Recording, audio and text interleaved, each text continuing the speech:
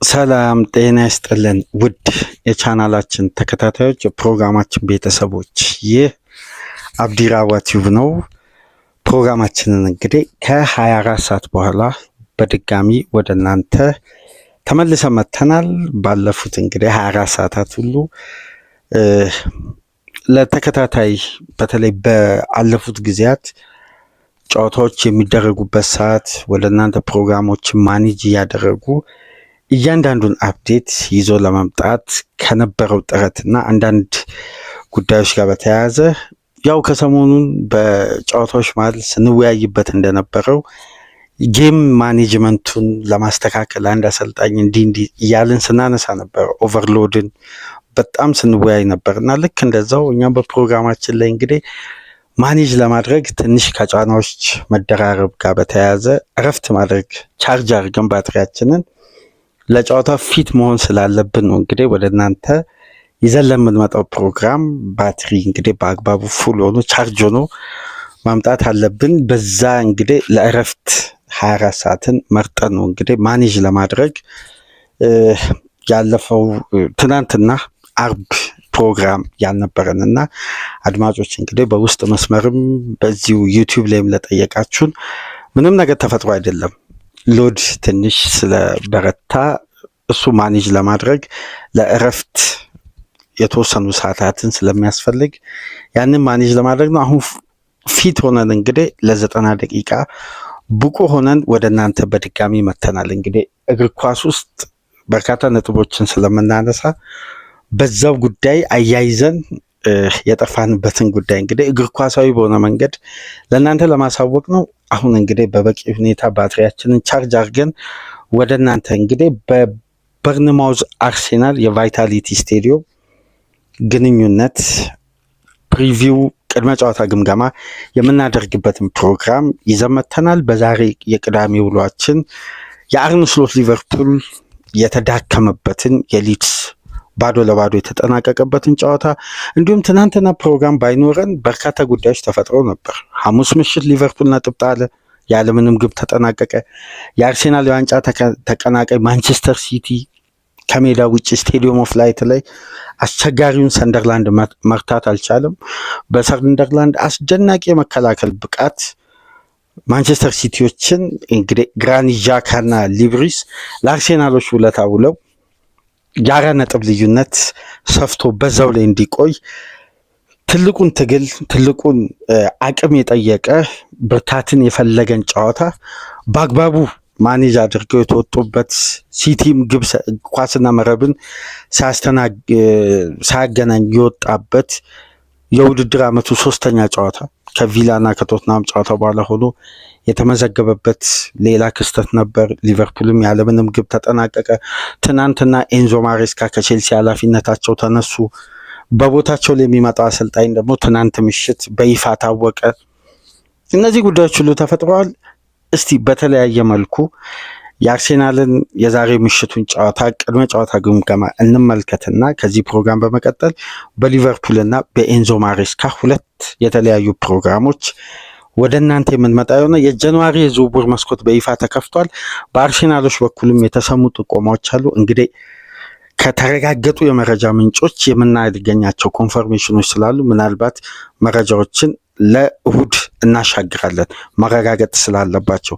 የሚካኤል አርቴታ አርሴናል ምን አይነት የጃንዋሪ የዝውውር መስኮት ሊያሳልፍ ይችላል የሚለው በተለይ በዚህ ወቅት ዴክላን ራይስ ላይ የታዩ ምልክቶች አርቴታን አስገዳጅ ሆነ ወደ ገበያ ላይ ለመውጣት የሚያስችል እንዲሁም በስብስብ ውስጥ ያሉ የአካዳሚ ተጫዋቾችን ለፕሮፊት ኤንድ ሳስቴናቢሊቲ ሩል ሲባል መስዋዕት ሊደረጉ ይችላሉ። በሽያጭ ብቻ ሳይሆን በውሰትም በመሸኘት እና እነዚህን ጉዳዮች ማረጋገጥ ስላለብን እንግዲህ የ24 ሰዓት የመረጃ አፕዴት ስለሚያስፈልግ ከነ ዴቪድ ኦርኒስተን በቂ ማብራሪያ እንግዲህ እየተጠባበቅን ነው። ስናገኝ አፕዴት የምናደርግ ነው የሚሆነው። እንግዲህ ይህንን ፕሮግራም ላይክ እያደረጋችሁ ተደራሽነታችን እንድታሰፉ፣ አዲስ የሆናችሁ ሰብስክራይብ በማድረግ ለቻናላችን ቤተሰብ እንድትሆኑ እንዲሁም ይህንን ፕሮግራም ከሀገር ውጭ የምታደምጡ የቻናላችን ተከታታዮች በሱፐር ስቲከር፣ በሱፐር ቻት፣ በሱፐር ታንክስ ድጋፍ አድርጉ። የፈረንጆቹ አዲሱ ዓመት ገብቷል። እንግዲህ በእንግሊዝ ምድር በዚህን ሰዓት እንግዲህ ቅዝቃዜ አየሩ ትንሽ ወደ ክረምት ያዘነበለ ነው። ክረምት ነው የሚሆነው እንግሊዞች ጋርና ለሲቲና ለሊቨርፑል አየሩ እንግዲህ ፀሐያማ ሆኗል፣ ደረቅ ሆኗል እንዳለ። ሁለቱም በጃንዋሪ የመጀመሪያ ቀን ነጥብ በመጣል ነው አዲሱን ዓመት የጀመሩት። አርሴናል ደግሞ አዲሱን ዓመት ያውም በተመቻቸው ሁኔታ በ4 ነጥብ ልዩነት አስፍቶ ሲቲን እየመራ ዛሬ ደግሞ የበለጠ ፔፕ ጋርዲዮላ ላይ ከትልቁ የእሁዱ ጨዋታ ቀደም ብሎ ከፍተኛ ጫና ለማድረግ ወደ አንዶኒ ያሮላ በርንማውዝ ቫይታሊቲ ስቴዲየም ተጉዞ የበለጠ ጫናን ለማበርታትና ሚካኤል አርቴታ ሲደርስበት የነበረውን ጫና ሲፈጠርበት የነበረውን ተጽዕኖ እንግዲህ ዳይሬክሽኑንም መሪውንም አዙሮ ወደ ፔፕ ጋርዲዮላ ለማድረግ የበለጠ አድቫንቴጁን ለመጠቀም ሁለተኛ ሌላ ተጨማሪ ፊክስቸር ማግኘት ችሏል። ጫናን ፈጥሮ የሲቲን ጨዋታ ለ24 ሰዓት ፔፕ ጋርዲዮላን ኦቨርቲንኪንግ ውስጥ ማስገባት የሚችልበትን ተጨማሪ ጫና ለመፍጠር ዛሬ ምሽት እንግዲህ የሀገሩን የሰፈሩን አንድ መንደር ያደጉትን አንዶኒ ያሮላን ይገጥማል። እንደምታውቁት ሁለቱም የጉፔስኮ መንደር ተወላጆች ናቸው። እዛ ሳን ሰባስቲያን ባስክ እና ዛሬ የሁለቱ ግንኙነቶች ይጠበቃል። በዚህ ጨዋታ ዙሪያ እስቲ መነሳት ያለባቸው ነጥቦችን እናንሳ። በተለይ የአርሴናልን ግማሽ የውድድር ዓመት እስከ 2026 መግቢያ ድረስ ያለውን አንዳንድ ጉዳዮች ከአምናው ጋር እያነጻጸርን አንዳንድ መነጋገር መወያየት ያለብን ጉዳዮች አሉ። ከትናንት በስቲያ በነበረን ፕሮግራም የዙቢመንዲና የኦዲጋርድ መግባባት ለሚካኤል አርቴታ ትልቅ ጭንቀት፣ ትልቅ ጣጣ፣ ትላልቅ የቤት ስራዎችን አፋጣኝ በሆነ ምላሽ መስጠታቸው፣ ሰሞነኛው ደግሞ የአምበሉ መነሳሳት ብቃት በተለይ ባለው ብሬን ውስጥ ባለው የኳስ እውቀት እየሰጠ ያለው አገልግሎት ለሚካኤል አርቴታ የሚያስደንቅ ነው። የአማካይ ክፍሉ ፍሌክሲቢሊቲ፣ የፕሬሲንግ አቅም የጨመረበትን አርሴናል ዝግ ባለ ቴምቦ የሚጀምርበትን የጨዋታ እንቅስቃሴ በቀጥታ በከፍተኛ ፕሬሲንግ ተጋጣሚን እንዴት ተጭኖ ልዩነት መፍጠር እንደሚችልም ያሳየበት ካራክተሩ የሚያስገርም ነው። እነዚህ ጉዳዮች ምላሽ እያገኙ አርሴናል ግን አምናና ዘንድሮ በተለይ ያለፉት ዓመታት ተመሳሳይ ችግር ተመሳሳይ ዋንጫ ጉዞ ሲያደናቅፉ ተመልክተናል። ለምሳሌ የመጀመሪያው ክፍተት በሚካኤል አርቴታ አርሴናል ከዚህ በፊት የሚነሳው ጉዳት ነው። ጉዳት ሲነሳ አብዛኛው የእግር ኳስ ቤተሰብ ጣቱን አርቴታ ላይ የሚቀስረውና አርቴታን የሚተችበት የራሱ ሆነ ምክንያት አለው። ነገር ግን በተለየ ሁኔታ አንዳንዴ አርቴታም ተጠያቂ ማይሆንባቸው ጉዳዮች አሉ። ለምሳሌ አንድ ቡድን ለዋንጫ ሲፎካከር በትንሹ ይላል። በተለይ ኢያን ግራም የሚባል የሊቨርፑል ረጅም ዓመት የሪሰርች ዲፓርትመንት ኃላፊ፣ የሪሰርች ክፍል ዳይሬክተር የነበረ በሊቨርፑል ቤት ለ16 ዓመታት የሰራ ጠንካራ ትልቅ ባለሙያ አለ እና ፕሪሚየር ሊግን እንዴት ነው ማሸነፍ የሚቻለው ሃው ቱ ዊን ዘ ፕሪሚየር ሊግ የሚል የራሱ የሆኑ በሪሰርች መልክ ያስቀመጠው መጽሐፍ አለ። ከዛች መጽሐፍ ላይ ከማስታወሳቸው ነጥቦች መካከል አንድ ቡድን ፕሪሚየር ሊግ ለመብላት 2 ቡድን ሊኖረው ይገባል ይላል። 2 ቡድን ሲባል አንድ ምርጥ 11 ሌላ 11 ተጫዋች መኖር አለበት። በአማካይ ከነዚህ ተጫዋቾች ውስጥ ለእያንዳንዱ ጨዋታ ፊት የሚሆን 19 ተጫዋች ያስፈልጋል። ነገር ግን ከ19 ተጫዋች በታች አንድ ቡድን ሲኖረው ለአንድ ጨዋታ ፊክስቸር በአማካይ 16 ተጫዋች ካለው ከ16ቱ ተጫዋች አንዱ ጎል ኪፐር ነው ይላል። የጎል ኪፐር አስተዋጽኦ በዋንጫ ፉክክሩ ላይ ምን ያክል ነው የሚለውን ያነሳል። እዛ ጋር የተብራራበት መንገድ አለ። አሁን አርሴናል ውስጥ የምናየው የዴቪድ ራያ ሚና ያለ ጉዳት የመጀመሪያ ሲዝን ግማሽ ዓመት ያጠናቀቀበትን ብቃት፣ በተጨማሪም ጎልኪፐርን ያ ቡድን ማይገለገል ከሆነ ቤንች ላይ ያለው ጎልኪፐር መቀመጥ ስላለበት ግብ ጠባቂ ግዴታ የዛም ቡድን የስኳድ ዴፕዝ 16 የመሃል ሜዳ ተጫዋቾችን ይዞ መገኘት አይችልም። አንዱ ጎልኪፐር መሆን አለበት።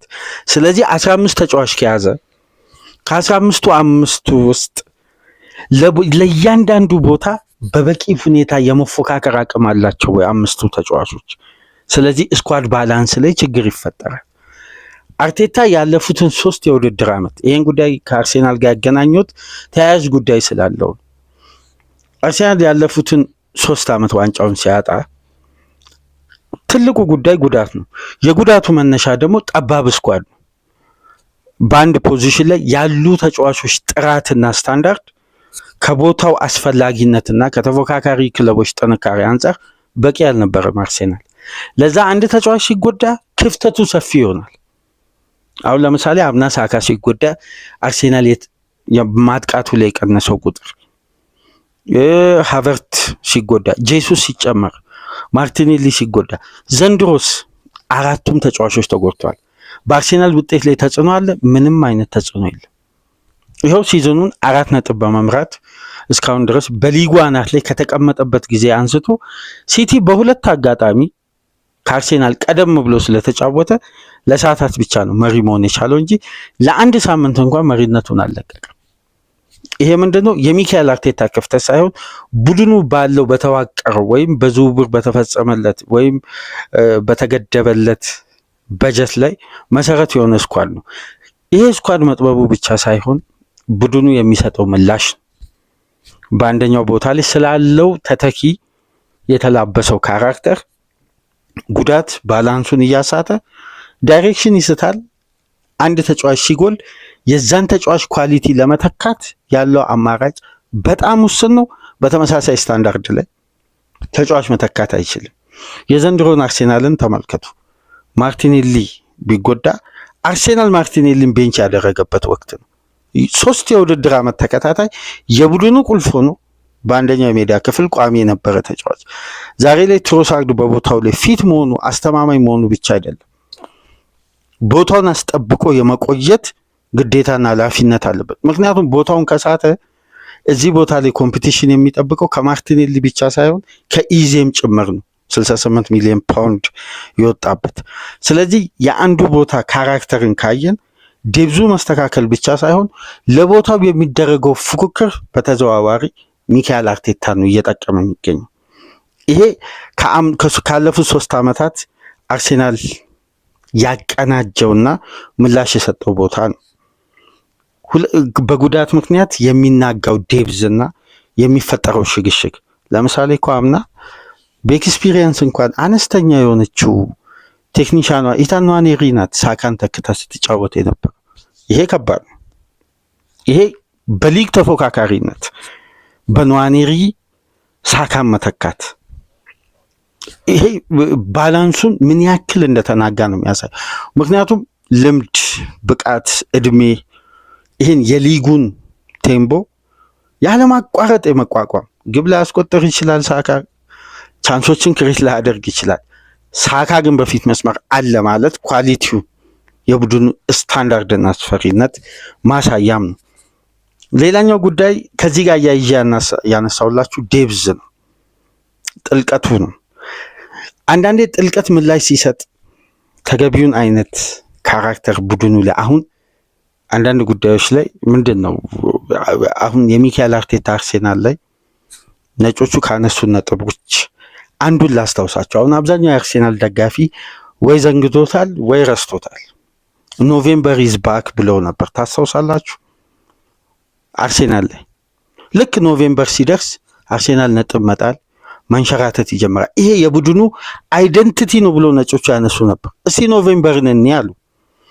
ያን ወቅት የአርሴናል በጠባብ ውጤት ማሸነፍ ወይም ጨዋታዎችን አሳምኖ ያለማሸነፍ ጉዳይ በተለይ የምታስታውሱ ከሆነ ከኢንተርናሽናል ብሬኩ ቀደም ብሎ ከሰንደርላንድ ጋር ነጥብ ጣለ። ከዛም በኋላ ደግሞ ከቼልሲ ጋር። ስለዚህ ኖቬምበር ኢዝ ባክ። አሁን ያለነው ጃንዋሪ ነው። ዲሴምበርን እንዴት አለፈ? በዲሴምበር 6 ተሸንፎ በአስቶን ቪላ ከ24 ቀን በኋላ 4-1 አሸንፎ ምላሽ ሰጠ። ስለዚህ ያን ጉዳይም ተረስቷል። እነዛ ጉዳዮች ሁላ ታልፈዋል። አሁን አርሴናል ላይ እንደ አይደንቲቲ ሜንሽን የሚደረጉ እነዛ ጉዳዮች ሲታለፉ ግን ትላልቅ ምላሽ የሰጡት ኳሊቲዎች ምንድን ናቸው? ጉዳትን ማኔጅ የማድረግ ወይም በበቂ ተተኪ ይዞ ውድድር ዓመት ውስጥ መግባት የፈጠረው ተጽዕኖና በቦታ ላይ ያለው ፉክክር ነው። ይህን ደግሞ ባላንስ ያደረገው ዴብዝ ነው። ዴብዙ ተስተካከለ ስንል የተለያዩ ጉዳዮች አሉ። አሁን ለምሳሌ ጁሬን ቲምበር በዘንድሮ የውድድር ዓመት የአርሴናል ውጤታማ ሲዝን ውስጥ ትልቁ አስተዋጽኦ ካደረጉ ተጫዋቾች መካከል ትላልቅ አስተዋጽኦ ካደረጉ ተጫዋቾች መካከል አንዱና ዋነኛው ነው ይሄ ተጫዋች። ነገር ግን በተጠናቀቀው የውድድር ዓመት ካስታውሱ እንደሆነ የቤን ዋይት ጉዳት ለወራት ተጫዋቹን ከሜዳ ያርቃል ሲባል ጁሬን ቲምበር ላይ የደረሰው ኦቨርሎድ አንዳንድ ጨዋታዎች ላይ አስገዳጅ የሆነ 72 ደቂቃ ተጫዋቹን የመቀየር ግዴታ ውስጥ ሚካኤል አርቴታ ገብቶ ነበር እና በወቅቱ የነበሩ አማራጮች የነበሩ ውጥረቶች እዛ ቦታ ላይ ምላሽ ለመስጠት የሚደረገው ርብርብ በቂ አልነበረም። ከዛም በኋላ ጋብሪኤል ጉድለት ዘንድሮ እኮ ጋብሪኤል ጎደለ ነው። የጋብሪኤልን ጉድለት በትክክል ኳሊቲ ሊጎል ይችላል። ነገር ግን ቡድኑ ላይ ያለው ባላንስ አልተናገም። ፒሮ ሂንካፔ በቀጥታ ተጫዋቹን ተክቶታል አይደለም። አርሴናል እንደ ቡድን ጋብሪኤልን ጉድለቱን አላጋለጥም። ይሄ ነው አሁን የአንድ ቡድን ካራክተር መላበስ ምንለው ማለት ነው። እነዚህ ጉዳዮች ደግሞ ምላሽ ያገኙት በዴብዙ ነው። ቅድም ደግሞ ያነሳውላችሁ ኖቬምበር ሲመጣ ስለ ሜንታሊቲ ተነሳ። ዊኒንግ ሜንታሊቲ፣ ይሄ የዋንጫ አይደንቲቲን ማሳየት፣ ጨዋታዎችን የማሸነፍ በየትኛው መንገድ ዋንጫ የሚያሸንፍ ቡድን እያንዳንዱን ጨዋታ እያሳመነ የማሸነፍ ግዴታ የለበትም። አንዳንዴ ስማሽ እንደ ግራቭ እንደሚባለው ይሄ ንጥቂያ አስፈላጊ 3 ነጥብ ነው። 3 ነጥብ ግን ከዛ ቡድን ከዛ ስቴዲዮም ከራሳቸው ሜዳ የሚገኝበት በየትኛውም መንገድ ይሁን በፊፋ ሕግ በዓለም መተዳደሪያ የእግር ኳስ ደንብ የተፈቀዱ ጉዳዮች ተፈጻሚ የሚሆነው 3 ነጥብ ማግኘት ነው። እነዚህንም ካራክተር አርሴናል ላይ ተመለከትን። ስለዚህ በሁሉም መንገድ የጉዳት የዴብዝ ጥያቄ የሜንታሊቲ ጥያቄ አርሴናል ቤት ምላሽ አግኝተዋል። አሁን በደም እዚህ ጋር መመልከት ያለብን ጥያቄዎች ሁሉ ምላሽ አገኙ ማለት አንድ ቡድን ውስጥ የዛ ቡድን ጉዞና ቅኝት በተቃና ሁኔታ እየተጓዘ ነው። ባለፈውን ፕሮግራም ስንል ነበር አንዳንድ ጉዳዮች ሚካኤል አርቴታ ራሱ ዋንጫውን ካላጣ በቀር ይሄን ዋንጫ ሊያሳጣው የሚችል ጥንካሬ በሌሎች ክለቦች ምስል ላይ አንመለከትም ራሱ ካላጣ በቀር እያለን ነበር። አንደኛውን ጉዳይ ምናልባት የአርሴናል ደጋፊዎች በርካታ በዚህ ቻናል ተሳትፎ ስለምታደርጉ ታስታውሱ ይሆናል። አንድ ጉዳይ ሳነጻጽርላችሁ ነበር ለንጽጽር ለውድድር። ምክንያቱም ለዋንጫ የሚፎካከር ቡድን ውስጥ መታየት ያለባቸው ባህሪያትና የሱ ተቀናቃኝ ቡድን ላይ የሚታዩ ባህሪዎች መነጻጸር አለባቸው። አሁን የሲቲ የማሸነፊያ መንገድ ለ5 ተከታታይ ጨዋታ የሚያስፈሩ ቅንጅቶች መጥተው ነበር። በተለይ የቸርኪና የፎደን ሃላንድ ያለማቋረጥ የማስቆጠሩ አማካዩ ክፍል አለመጋለጡ ተከላካዩ የሚያሳየው ብዙ ጉዳዮች ተነሱ። ግን በደንብ ወደኋላ የተለያዩ ፕሮግራሞች ላይ የምናነሳቸው ሀሳቦች አሉ። ሲቲ ቡድን አይደለም እያስቆጠረ ቢገኘው። ቡድን ሲያስቆጠር አንድ ለዋንጫ የሚፎካከር ክለብ ላይ እንደ ቡድን ተቀናጅተው ሲያስቆጥሩ የተገደበ ወይም የአንድ ተጫዋች ነጥሮ የመውጣት የአንድ ተጫዋች በበለጠ የማስቆጠርና በተለይ በአብዛኛው የዛ ግብ መነሻ ያ ተጫዋች ከሆነ የጥገኝነት ባህሪ የሚስተዋል ከሆነ አንዳንድ ፈታኝ ስቴዲየሞች ላይ ያ ተጫዋች አላስቆጠረም ማለት ያ ቡድን ይቆማል። አርሴናል ቤት ውስጥ ዮከሬስ አለማስቆጠሩን አትመልከቱ። አርሴናል ከራያ ውጪ 10ሩም ተጫዋቾች ጎል ላይ በቀጥታ ይሳተፋሉ። ቡድን የሚያስቆጠርበት አይደንቲቲ የተላበሰ ክለብ መቼም በዋንጫ ፉክክሩ ላይ የማይቸገርበት ትልቁ አቅም ይሄ ነው። ከቤንች የተነሳውም ተጫዋች ያስቆጠራል፣ የተሰለፈውም ተጫዋች ያስቆጠራል፣ ተከላካይ፣ አማካይ፣ አጥቂ ክፍሉም ያስቆጠራል። ስለዚህ የግብ ምንጩ ታርጌት ማለ አይደለም፣ ታርጌት የሆነው እንደ ቡድን ነው። እያልን ስናነጻጽር ነበር። የሰንደርላንዱ ጨዋታ ምንድነው የጠቆማችሁ? በሲቲ በኩል ሃላንድን ለሶስት ወደ ሃላንድ የሚሄዱ የትራያንግል እንቅስቃሴዎችና መሀል ለመሀል የሚደረጉ ሽግግሮችን ለመቁረጥ በተደረገ የሎ ብሎክ የሊብሪስ ሲስተም ያን የኳስ ፍሰት በአግባቡ ከሃላንድ በኩል መጠበቅ ቻሉ፣ መቁረጥ ቻሉ፣ ገደቡ በጣም ማንቸስተር ሲቲ በሌላኛው ዳይሬክሽን በሌላኛው የሜዳ ክፍል ግብ ለማስቆጠር አልቻለም። ወደ ተጋጣሚ ቦክስ ይገባል፣ ግን በደንብ ካስተዋላችሁ ማይነስ የሚደረጉ ኳሶችን ለማስቆጠር ሲጥር የነበረው ያሽኮር ግራፍዲዮል ነው። ግራፍዲዮል ከኋላ መስመር መጥቶ እንዲህ አይነት ጥረት ሲያደርግ የፔፕ ጋርዲዮላ ቅኝት አይደለም። ይሄ ቅኝቱ ይታወቃል። ቦክስ ውስጥ ተጫዋቾች በራሳቸው ይወስኑ የሚል ትልቅ ነፃነት አለ።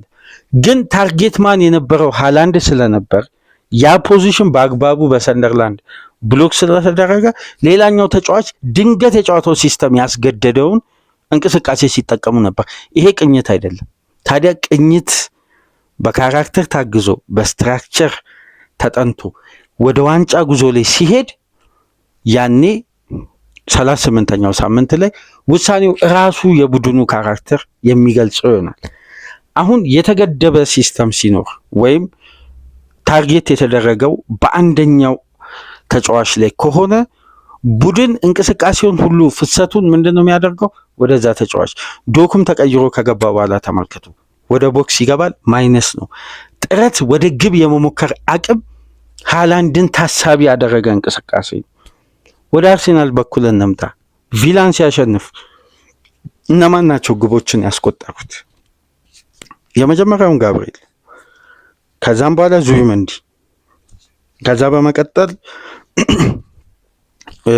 ጋብርኤል ጄሱስ ነው። ከጂሰስ በፊት ትሮሳርድ፣ ከዛም በኋላ ጂሰስ።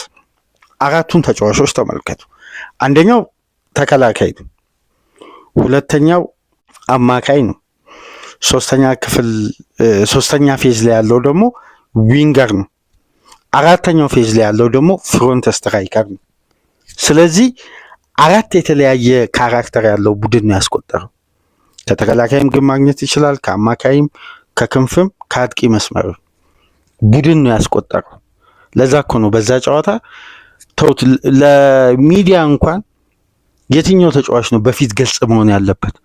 አርሴናል እንደ ቡድን መለጠፍ ነው እንጂ ጋብርኤልን ቢለጥፉ የዙቢመንዲና የኦዲጋርድ የአስደናቂ ሚናስ፣ ትሮሳርድን ቢለጥፉ ከ364 ቀናት በኋላ ግብ ያስቆጠረው ጄሱስስ ለሚዲያ እንኳን ለመዘገብ በሚቸግር ደረጃ ነው ቡድን እያሸነፈ የሚገኘው። ስለዚህ የአርሴናል ቅንጅት ከሌሎች ቡድኖች አንጻር ስንመለከት በብዙ ርቀት ከፍ ያለ ነው። እዚህ አይደንቲቲ ውስጥ ደግሞ የቡድን ስራ፣ ፍላጎት፣ ይሄ ተነሳሽነት የሚያቋርጥ አይነት አይደለም፣ ቀጣይነት ያለው ነው። ለምሳሌ ወልቭስ ላይ፣ ኤቨርተን ላይ፣ ብራይተን፣ ክሪስታል ፓላስ ላይ የታዩ ተመሳሳይነት ባህሪዎች ነበሩ። ግን ያ ባህሪ አንዳንዴ ታክቲካሊ አሰልጣኙ ኢንጌም ማኔጅመንት ሲፈልግ የሚወስናቸው ውሳኔዎች ናቸው። በዘንድሮ ጉዞ ውስጥ ግን አሁን አርሴናል 18 ሳምንት 19 ሳምንት የተጓዘበትን ጥንካሬ ተመለከተ። 1 2 3 ደረጃ እያልን ሌቭሎችን በሊጉ ጥንካሬ አንጻር ብንለያይ አንድ ሊያሳስበው የሚችል እንደውም በአንዳንድ ጨዋታዎች ላይ ምልክቶች ታይተው ወደኋላ እነዛን ጉዳዮች ለማረም ጥረት ልክ በጀመረ ሰዓት የተከሰተ ጉዳይ አለ። አሁን ለዛሬው ጨዋታ ደክላን ራይስ ብቁ ይሁን አይሁን ተጨማሪ አንድ ትሬኒንግ ሴሽን ስላለን ቼክ እናደርጋለን ብሏል ሚካኤል አርቴታ። ነገር ግን ካሊፊዮሪ እና ሙስኬራ ከዚህ ጨዋታ ውጪ መሆናቸውን ገልጿል። 1976 ደቂቃ በዘንድሮ ሲዝን ያለማቋረጥ በሁሉም ውድድሮች በተከታታይ ከተጠናቀቀው የውድድር ሙሉ ሲዝን እስከ ዘንድሮ ድረስ የዩሮ 2024 ጨምሮ እሱንም መዘንጋት የለብንም። ምክንያቱም ከዛ ፊክቸር አንስቶም ነው ተያይዞ የመጣው። ደክላን ራይስ መጠነኛ ህመም ጉልበቱ ላይ የመሰማት አይነት ምልክቶች ታዩ። ከክለብ ብሩዥ ጋር ለኢንጌም ማኔጅመንት ነበር ተጫዋቹ የቀረው። ከዛም በኋላ ደግሞ ከአስቶን ቪላ ጋር የታየው ከዛ በፊት ከዛን ክለብ ብሩዥ ላይ ያልተሰለፈበት በቅርብ ሳምንት ራይስ ላይ የሚታዩ መዛል፣ መድከም፣ ይሄ ከኦቨርሎድ በኋላ የሚከሰቱ ምልክቶች አሁን ሚካኤል አርቴታ እርምት መውሰድ ያለበት በተለይ ከዚህ ከፌስቲቭ ፊክስቸር በኋላ ያሉት ጨዋታዎች ላይ አንድ ቡድን በጣም ኢነርጂ የሚያስፈልገው ሰዓት መዳከም የሚባል በየትኛውም የሜዳ እንቅስቃሴ ውስጥ መታየት የሌለበት ወቅት ነው። አሁን ትልቁ ይሄ ፕሪሚየር ሊግን ፈታኝ ከሚያደርጉ ጉዳዮች መካከል በፌስቲቭ ፊክስቸር ይሄ አሁን ደግሞ ኤፍ ኤ ካፕ ምናምን የሚባል ውድድር ይጀምራል። ቻምፒየንስ ሊግ በመሃል አለ። የነዚህ ተደራራቢ ጨዋታዎች ድምር ውጤት ተጫዋቾችን የሚጎዳው ልክ 25 26 27 28 29 30 እነዚህ 5 ተከታታይ ሳምንታት ላይ በየክለቡ ያሉ ተጫዋቾች ይሄ መፍረከክ ይጀምራሉ። መዛል የሚታዩ ምልክቶች ሁሉ በዛን ሰዓት ተጨማሪ ኃይልና ጉልበት የሚያስፈልግበት ወቅት ነው። አሁን ኢንጌም ማኔጅመንት ላይ አርቴታ በፈጠረው ያለፉት ጊዜያት ክፍተት ድምር ውጤት ነው እነዚህ ምልክቶች። በነገራችን ላይ ራይስ የተጎዳው ግጭት አይደለም ወይም ያጋጠመው ይሄ ከብራይተን ጋር የተጠቀሰው ታክል ለዛ ለጉልበቱ ጉዳት መነሻ ይሁን እንጂ የአርሴናል ሜዲካል ስታፎች ጉልበቱ ላይ ሎድ እየበዛ እንደሆነና ተጫዋቹ ከቨር የሚያደርገው በእያንዳንዱ የአርሴናል ጨዋታ የራይስ ኪሎ ሜትር ከተመለከታችሁ በአማካይ 11.1 ኪሎ ሜትር ከቨር ያደርጋል። እንዴት አንድ ተጫዋች 38 ሳምንት ሙሉ ፊት ሆኖ ያውም ብሬንፎርድ፣ በርንማውዝ፣ ኒውካስል፣ አስቶን ቪላ፣ ፉልሃም፣ ክሪስታል ፓላስ፣ ኤቨርተን እነዚህ ሁሉ በጉልበትና ፍጥነት ላይ በተገነቡ ክለቦች ጋር እየተወዳደረ በዚህ ደረጃ ተጫዋች እንዴት ፊት ይሆናል? ይሄ ከባድ ማኔጅ ማድረግ የሚያስፈልገው የሎድ አይነት ነው። ሊጉ ለየት የሚያደርገው ለዚህ እያንዳንዱ ስቴፖችን አርቴታ በመቶ በመቶ ይሄ በውጤት ብንመዝን 100% ነው ያለፈው ብቸኛ ቡድን ወይም ይሄ ለይተን በእንከን የማናወጣበት ቡድን በዚህ ደረጃ እየተጓዘ አሁን አንዳንዴ ተተኪዎች ራሱ ቀጣይነት ባለው ሚና ሊተኩት የማይችሉ የቡድኑ አንዳንድ ጠንካራ ካራክተር ያላቸውን ተጫዋቾች መቆጠብና ማኔጅመንቱ የሚያስፈልግበት ወቅት ነው እና እዚህ ተጫዋች ላይ እየደረሰ ያለው ጉዳይ አርቴታ ዛሬ ላይ ተጫዋቹን የማይገለገለው ትናንትና ባደረሰው ጫና ነው። የትኛውም ተጫዋች በአርሴናል ቤት ውስጥ ከሱ በመቀጠል ዙቢሜንዲ ነው በርካታ ደቂቃዎቹ ሜዳ ውስጥ የቆዩ እንደ ራይስ ሜዳ ውስጥ የቆየ ተጫዋች 1973 ደቂቃ ማለት በፕሪሚየር ሊጉ ከሚገኙ አማካዮች ብቸኛ ያደርገዋል። በዚህ ደቂቃ በሊጉ ከሚገኙ የመጨረሻ ሳምንት ጨዋታን ካላካተትን ከሁሉም አማካዮች በላይ ደቂቃን ቆይታ አድርጓል። ይሄ የሎድ ማኔጅመንት ክፍተት ያውም አንድና ብቸኛ ይሄ ተፈጥሯዊ ተተኪ በሌለበት ፖዚሽን። ስለዚህ ይሄ ጉዳይ ነው አርቴታ ላይ አሁን እንደ ስጋት ሊነሳ የሚችለው ነገር። ግን አምና በዚህም ወቅት ታስታውሱ እንደሆነ ጋብሪኤል ጄሱስ ከአዲሱ ዓመት መግቢያ በፊት ፓላስ ላይ አስደናቂ ግብ አስቆጠረ። የፓላስ ልዩነት ሆነ። ከዛም በኋላ ከፓላስ ጋር በነበራቸው የኤፍ ኤ ካፕ ካራቦ ካፕ ኤፍ ኤ ካፕ ይመስለኛል በተገናኙበት ወቅት ኤሲኤል አስተናገደ። በፓላስ ጨዋታ ተጎዳ፣ ከሜዳ ራቀ። አርሴናል በዱባይ ቆይታ ለእረፍት ለ10 ቀን በሚያገኛት ጋፕ ለሪከቨር በሄደበት የሴት ፒስ ኳሶችን ሲሞክር ሚካኤል አርቴታ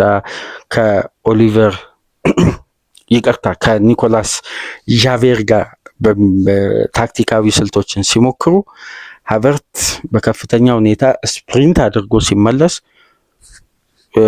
ሳሩን ሲረግጥ ነው ጉልበቱ ላይ ያሉ ይሄ ትላልቅ ደም ስሮች የተናጉት በዛ ምክንያት ነው ከሲዝኑ ሙሉ የራቀው። ይሄ ኦቨርሎድ ደግሞ ቀጥሎ ዘንድሮ ደግሞ ልክ ከማንቸስተሩ ጨዋታ በኋላ በተመሳሳይ ሴት ፒስ ኳስን በሚሞክሩበት ወቅት እንደገና ያ ጉዳት የተጎዳበት ጉልበቱ ላይ ያጋጠመው ደምስሮች ላይ ያጋጠመው ጉዳት በተቃራኒው ፖዚሽን ላይ እንደገና ኦቨርሎድ ተፈጥሮ ይህም ተጫዋች በጉዳት ምክንያት ለወራት ራቀ። አምና ችግሮች ታዩ በጣም በሁለቱም ውድድሮች የአርሴናል ውጤታማነት ስጋት ውስጥ ገባ። ትላልቅ ውድድሮችን በሚችለው አቅም አርቴታ ባለው ውስን አማራጭ ተጓዘ። በፒኤስጂ ከሻምፒዮንስ ሊግ ወጣ። በፕሪሚየር ሊግ እንግዲህ ቀደም ብሎ በርካታ ነጥቦች በጉዳት በተለያዩ ምክንያቶች መንሸራተት ተከትሎ እንግዲህ የፕሪሚየር ሊጉ ዋንጫ አጣ። ዘንድሮ ግን እነዛ አይነት ጉዳዮች በአጠቃላይ 100% ተፈተዋል። ጋብሪኤል ጎደለ፣ አርሴናል ይቀጥላል። ሳሊባ ጎደለ፣ አርሴናል ይቀጥላል። ማንም ጎደለ። ከዚህ በፊት እንደውም በተደጋጋሚ የምናነሳው ስለ ቲም ዳይናሚክስ የሰራነውን ፕሮግራም አድምጡት ወደኋላ። የሳሊባና የጋብሪኤል ፎቶ ያለበት ቲም ዳይናሚክስ የሚባለው የእግር ኳስ የቡድን ግንባታ በጣም ፈታኝ የሆነ ስቴጅ ነው። አንደኛ ይሄ የዘመናዊ እግር ኳስ ኢንዱስትሪ ትዕግስት የለም። ተመልከቱ፣ ኤንዞ ማሬስካ ቼልሲ በክሊር ላይ ካፒታል በቶዲ ቦይሊ ከተያዘበት በዚህ በብሉኮን ካምፓኒ ከተያዘበት ጊዜ አንስቶ እንደ ኤንዞ ማሬስካ ውጤታማ አሰልጣኝ የለም። ግን ኤንዞ ማሬስካ ውጤታማ መሆናቸው በቅርብ ሳምንት ውስጥ በተፈጠረው አለመግባባትና ባጡት ውጤት ምክንያት ዋስትና ሊሆናቸው አልቻለም፣ ተሰናበቱ። ይሄ ኢንዱስትሪው ትዕግስት የለም። አንጂን ፖስቴኮግሉን አይደለም ኑኖ ስፒሪቶ ሳንቶስ አምና ለሻምፒየንስ ሊግ ቦታ ተፎካክሮ ክለቡን ለዩኤፋ ዩሮፓ ሊግ ቦታ ይዞ እንዲያጠናቅቅ ረድቶ በዩኤፋ ፋይናንሻል አቅም 66 ሚሊዮን ፓውንድ ወደ ባንክ አካውንቱ ከቲቪ ሽያጭ ከስፖንሰርሺፕ ወደዚህ ውድድር ማለፋቸውን ተከትሎ ጥሬ ፕሮፊት ያውም በዚህ በፒኤስአር ዘመን ወደ ባንክ አካውንታቸው መክተት የቻሉት ማሪናኪስ ሚዲያ ላይ ወጥተ አስተዳደራዊ ጉዳዮችን ተችታል በሚል ኑኖን አሰናበቱ። ፖስቴኮግሉ መጡ። ሲዝኑ መሀል ላይ እንዴት ነው ማኔጅ አድርገው በዛ ደረጃ የወረደውን ቡድን እሱንም አሰናበቱት። ይሄ ኢንዱስትሪ ትዕግስት የለም። ሚካኤል አርቴታ ቲም ዳይናሚክስ ሲገነባ 5 ዓመት ሙሉ የነቴሪ ሄነሪ አሳማኝ ያልሆነ እዚህ ግባ ማይባል በእግር ኳስ ዘመን የሰሩትን ያን ሁሉ ታሪክ የሚያጠፋ አስተያየት ሚዲያ ላይ አርቴታ ላይ እየሰጡ ከለቶኒ አደምስ ከነ ማርኪኞል ጋር ይሄ እንግሊዛዊ አይደንቲቲ እየረጩ 5 ዓመት በቲም ዳይናሚክስ አንድ ቡድን ያን ግንባታ ሲይዝ ከሚያጋጥሙ ትላልቅ ፈተናዎች መካከል ዋንጫ በዚህ የቡድን ግንባታ ውስጥ ላይታሰቡላ ይችላል። ስለዚህ እዚህ ኢንዱስትሪ ውስጥ ኃላፊዎቹ፣ ባለቤቶቹ፣ ደጋፊው ማመን አለበት። ያን እምነት ደግሞ ለማግኘት አሰልጣኙ የሚታይ ሲስተም ሜዳ ላይ ማሳየት አለበት። አሁን እኮ በሚካኤል አርቴታ ቢሰናበት አርሴናል በየትኛው በዚህ ስታንዳርድ እንደዚህ ተፎካካሪና አስፈሪ ቡድን የትኛው አሰልጣኝ ይገነባል? መጥቶ በዚህ ደረጃ ያውም ያን የወደቀን ቡድን አንስቶ እዚህ ደረጃ በማድረስ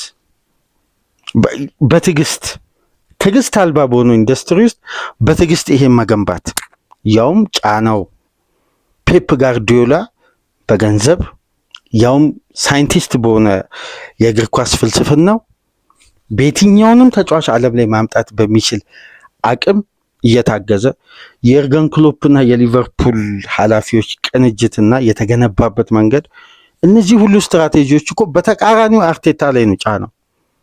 እገሌ እንደዚህ ያደረገ አምና እንኳን ምን ሲባል ነበር? ስሎት በመጡ ዓመት ዋንጫ አንስተዋል። አርቴታ 5 ዓመት ውስጥ እቺን ሐሳብ ሄነሪ ሲያነሳ ነበር አምና ጭምር። ስለዚህ እነዚህ ሁሉ ጉዳዮች ምላሽ ያገኙበት ቀን ነው። የተያዘው ስትራክቸር ትረዘ ፕሮሰስ ነው።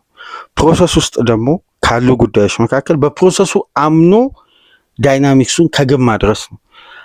በስተመጨረሻም እንግዲህ 6ኛ ዓመት ዋንጫ ወይም ስንብት የሚል በቴሌግራፍ ገጹ ላይ እንዲሁ የጻፈውን ጽሁፍ ሚዲያው እንዳለ ተቀባበለ። ቶኒ አደምስ ይኸው ሁሉም የእግር ኳስ ቤተሰብ 6ኛ ዓመት ላይ አርቴታ ዋንጫ ካላነሳ መሰናበት አለበት። እቺን ሀሳብ የጫሩበት ዋነኛ ምክንያት ቡድን በጥራት ተገንብቶ በራሱ ቅኝት በራሱ ምስል አሁን በአግባቡ ዊኒንግ ሜንታሊቲ ተስተካክሎ ለሻምፒዮናነት መወዳደር በሚችልበት አቅም ላይ ተጨማሪ ጫና ነው። አስቡት ከዚህ በፊት ከነበሩት ጫናዎች ጋር ተያይዞ እና በእነዚህ ብዙ ውጣ ውረዶች እንግዲህ አልፎ ዛሬ ላይ ሚካኤል አርቴታ አርሴናል የበለጠ መረጋጋት ውስጥ የሚከተውን ጨዋታ ዛሬ የአካባቢውን ተወላጅ የመንደሩን ጓደኛውን እንግዲህ አንዶኒ ያሮላን ነው በቫይታሊቲ ስቴዲየም የሚገጥመው። አርሴናል በነገራችን ላይ በዘንድሮ ሲዝን አምና ነጥብ የጣለባቸውን ጠቅላላ ስቴዲየሞችን እያሸነፈ ነው፣ ምላሽ እየሰጠ ነው። እዚህ ስቴዲየም ላይስ ምን አይነት ውጤት ይመዘገባል? ኒውካስልን በሁሉም ውድድሮች ያው የፈተነውን ኒውካስል፣ ኤቨርተንን፣ ቪላን፣ በርንማውዝ አምና 4 ነጥብ ነው ከአርሴናል የወሰደው። ቫይታሊቲ ላይ ያሸነፈ፣ ኤምሬትስ ላይ አቻ ወጣ። እነዚህን ሁሉ ጉዳዮች የመመለስ ግዴታ ያለበት ሲዝን ላይ ነው እና አብዛኛው ምላሽ ሰጥቷል በመጀመሪያ ዙር። ዛሬ ደግሞ ቫይታሊቲ ስቴዲየም ላይ በጠባቡ ስቴዲየም በታክቲክ ረገድ አንድ የመጨረሻ ሀሳብ 1 ደቂቃ ምናምን ስጡኝና ላንሳላችሁ። በጠባብ ስቴዲየም ላይ የሚካኤል አርቴታ አርሴናል ባለፉት ዓመታት ሁሉ ይቸገራል። ተመልከቱ፣ ፉላም ስቴዲየም ላይ ያለፉትን ጊዜያት የተመዘገቡ ውጤቶች ጠባብ ስቴዲየሞች ላይ፣ እዚህ በርንማውዝ ስቴዲየም፣ ኤቨርተን ጉዲሰን ፓርክ እያለ ጠባብ ስቴዲየሞች ላይ እንደውም ፓላስ ሜዳ ላይ በጠባብ ውጤት የሚያልቁ ጨዋታዎች አምና 5 ግብ ምናምን አስቆጥሮ ነው ያሸነፈው። ጠባብ ስቴዲየም ይቸገራል የሚካኤል አርቴታ አርሴናል። የዘንድሮው ግን ለጠባብ ስቴዲየም የሚሆን አንድ ባህል ተላብሶ ነው የመጣው። በርንሌይ ስቴዲየም ላይ የነበረውን ጨዋታ አስታውሱ። በጣም ለእግር ኳሱ ቤተሰብ ይሄ ሳቢ ያልሆነ ቀዝቃዛ ጨዋታ፣ የማይማርክ ግን አስፈላጊው 3 ነጥብ በጊዜ በ15 ደቂቃ ውስጥ በተቆጠሩ 2 ግቦች ተገኝቶ ጨዋታው አለቀ። ፉላም ስቴዲየም ዘንድሮም በጣም የሚማርክ ወይም ከፍተኛ ድብደባ የነበረው የአርሴናል ውጤት በትሮሳርድ 1 ግብ የተገኘ ውጤት ነበር። ጠባብ ስቴዲየሞች ላይ የተመዘገቡ ውጤቶችን ተመልከቱ። ካራክተሩ ሌላ ነው። እንደ አምናው እንደ ካቻምናው አርቴታ ራሱ የሊጉን ኤክስፒሪየንስ የበለጠ ዘንድሮ አዳፕት አድርጎ የመጣበት ስልት ነው እና የዛሬ ምሽቱን ጨዋታ እንግዲህ ቅድመ ጨዋታ ግምገማ ይሁን እንጂ ሰፊውን የአርሴናልን ሲዝን በተመለከተ አተኩረን ነበር። ከተመቻችሁ ላይክ አድርጉ። አዲስ ከሆናችሁ ሰብስክራይብ በማድረግ ከሀገር ውጭ የምታደምጡ የሁሉ ጊዜ ድጋፋችሁን በሱፐር ስቲከር፣ ሱፐር ቻት፣ ሱፐር ታንክስ ለቻናላችን እንድታበረክቱ በአክብሮት እየጋበዝን በሊቨርፑል ፕሮግራም ተመልሰን እንመጣለን። ትናንት እንግዲህ እኛም ሎድ ማኔጅ ለማድረግ ስንል ነበር አንዳንድ ጉዳዮችን ይዘን ወደ እናንተ ያልመጣ ነው። ዛሬ በ2-3 ፕሮግራሞች ነው ዕለተ ቅዳሜ ከእናንተ ጋር ቆይታ የምናደርገው። ክፍል 1ን በእንዲህ መልኩ አጠናቀቅም። በክፍል 2 ከትንሽ ደቂቃ በኋላ ተመልሰን እንመጣለን። ሰላም ቆዩ።